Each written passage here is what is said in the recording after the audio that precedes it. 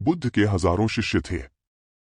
जब उनका कोई शिष्य बुद्धत्व को प्राप्त हो जाता तो वे उसे किसी एक दिशा में भेजकर वहां के लोगों को जागरूक करने और ज्ञान देने के लिए जाने की आज्ञा देते थे। बुद्ध का एक शिष्य 6 वर्षों से उनके सानिध्य में था। एक दिन वह महात्मा बुद्ध के पास आया और बुद्ध से कहा, हे बुद्ध, मुझे आपके पास 6 साल हो गए।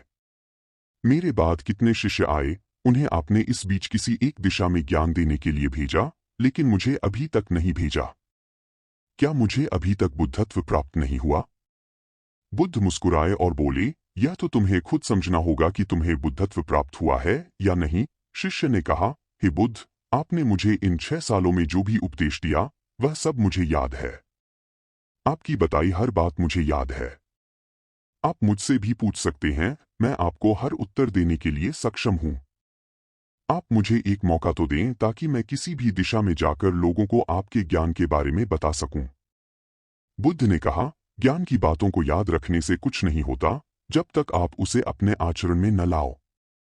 जब तक आप किसी भी चीज को अपने आचरण में नहीं लाओगे तब तक आप दूसरों से नहीं कह सकते कि वे उसे अपने आचरण में लेकर आएं। शिष्य ने कहा, जो भी हो, कृपया आप मुझे एक मौका दें। आप मुझ पर भरोसा रखें। मैं सभी को अपने ज्ञान से प्रभावित कर सकता हूं। मैं लोगों को ऐसी बातें बता सकता हूं जिससे उनके जीवन में शांति आएगी और वे शांतिपूर्ण अपना जीवन जी सकेंगे। बुद्ध ने कहा, अभी तुम तैयार नहीं हो। जब तुम तैयार हो जाओगे तो मैं तुम्हें खुद सही मार्ग पर जाने के लिए कहूंगा। शिष्य ने कहा, क्यों बुद्ध, आपने मुझे इन 6 वर्षों में इतना भी ज्ञान नहीं दिया जिससे मैं लोगों को प्रभावित कर सकूं। बुद्ध ने कहा, ठीक है, तुम पूर्व दिशा की तरफ जाओ। वहां तुम्हें एक गांव मिलेगा। उससे तुम भिक्षा मांग कर लाओ और वहां के लोगों को अपने ज्ञान से मदद करना। कल सुबह तुम वहां अकेले जाना और शाम को आकर मुझे बताना कि तुमने कैसे वहां के लोगों की मदद की। वह शिष्य यह सब सुनकर बेहद खुश हो गया और बुद्ध का आशीर्वाद लेकर चला गया। वह रात भर ज्ञान समेटता रहा और मन ही मन सोचता रहा कि मैं कल ऐसा ज्ञान दूंगा कि वहां के लोगों के साथ बुद्ध भी मुझसे प्रभावित हो जाएंगे। सुबह उठकर वह महात्मा बुद्ध को प्रणाम करने गया और पूर्व की तरफ निकल गया। शाम को जब वह वापस आया तो बुद्ध ने देखा कि उसके माथे पर चोट लगी है और खून बह रहा है। बुद्ध ने उसे पट्टी की और पूछा, तुम्हें यह चोट कैसे लगी? शिष्य ने कहा, हे बुद्ध, वहां के लोग बेहद दुष्ट हैं। उन्हें जरा भी बुद्धि नहीं है। मैं उस गांव में भिक्षा लेने गया पर किसी ने मुझे भिक्षा नहीं दी। सब मुझे गालियां दे रहे थे। एक व्यक्ति ने तो मुझे भिक्षा दी लेकिन नीचे फेंक कर और कहा, इसे उठा लो। मैंने उन्हें काफी समझाया लेकिन वह मेरी बात सुनने को तैयार ही नहीं थे। उल्टा उन्होंने मेरे साथ हाथापाई की जिससे मुझे चोट लग गई। हे बुद्ध, आप मुझे दूसरी जगह भेजें जहां के लोगों में बुद्धि हो। बुद्ध उसकी बात सुनकर मुस्कुराए और बोले, अगर तुम्हें दूसरे गांव में भी ऐसे ही लोग मिले तब तुम क्या करोगे? शिष्य ने कहा, हे बुद्ध, ऐसे लोगों को कोई ज्ञान नहीं दे सकता। वह लोग अज्ञानी हैं, उन्हें कौन समझाए? बुद्ध ने कहा, वह लोग अज्ञानी नहीं बल्कि ज्ञानी है। उनके पास बहुत बुद्धि है परंतु उनके पास खुद का ज्ञान है। अब अगर तुम किसी दूसरे के ज्ञान को चोट पहुंचाओगे तो वह कुछ तो कहेंगे ही। तुम्हें ऐसे लोग हर जगह मिलेंगे, तब तुम अपना ज्ञान उन्हें कैसे दोगे? बुद्ध ने शिष्य को कहा कि आज तुम आराम करो, कल शाम को मेरे पास आना। शिष्य बुद्ध को प्रणाम करके चला गया। अगली शाम जब वह वापस बुद्ध के पास आया तब वहां एक और बुद्ध का शिष्य मौजूद था। उनके हाथ में चोट लगी हुई थी। बुद्ध ने उस शिष्य के हाथ पर चोट देखकर उस पर पट्टी की और उस शिष्य से पूछा कि तुम्हें यह चोट कैसे लगी? शिष्य ने कहा, हे बुद्ध, आपने पूर्व के एक गांव में मुझे जाने के लिए कहा था, वहीं मुझे यह चोट लगी। बुद्ध ने कहा, वहां तुम्हारे साथ क्या क्या हुआ? तुम मुझे बताओ।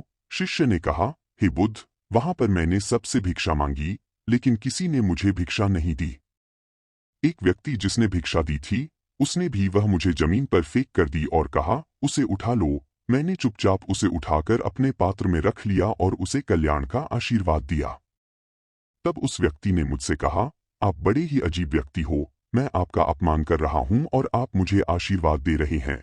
मैंने उनसे कहा, आप धनी हैं, आपने मुझे दान दिया है, इसलिए मैं आपको आशीर्वाद दे रहा हूं। फिर वहां से मैं आगे गया तो कुछ लोगों ने मुझे वहां से जाने के लिए कहा।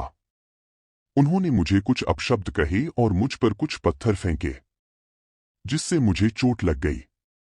जब मैं वापस आ रहा था तब मैंने एक मां को रोते हुए देखा।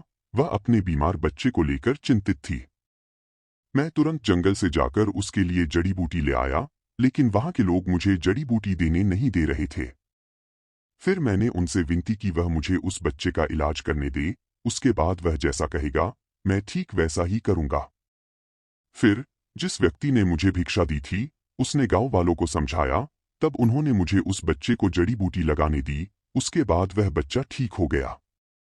फिर गांव वालों ने मुझसे उनके किए गए अभद्र व्यवहार के लिए क्षमा मांगी और मुझे धन्यवाद कहा।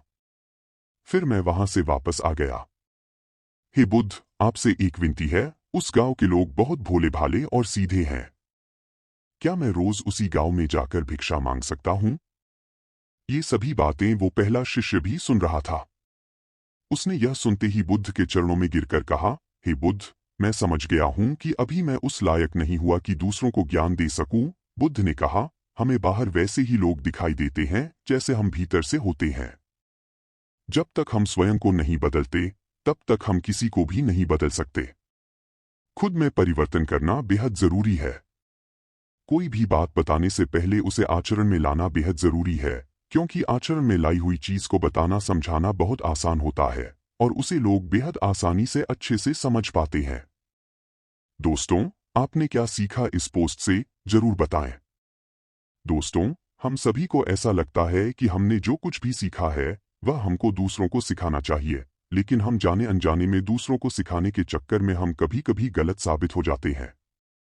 तो इसलिए दोस्तों, अगर आप किसी को भी कोई भी सुझाव देने के लिए जाते हैं, आप कोई भी चीज सिखाने के लिए जाते हैं, तो सबसे पहले आप उस कार्य को संपूर्ण रूप से और सही ढंग से अच्छे से सीख जाएं, और आपको जब यह पक्का प्रूफ मिल जाए कि अब मैं इस कार्य को संपूर्ण रूप से सीख चुका हूं, तो अब मैं दूसरों को सिखा सकता हूं, तभी आप दूसरों को सिखाने के लिए जाएं, अन्यथा आपके साथ दुर्व्यवहार हो सकता है और आपको क्षति भी पहुंच सकती है।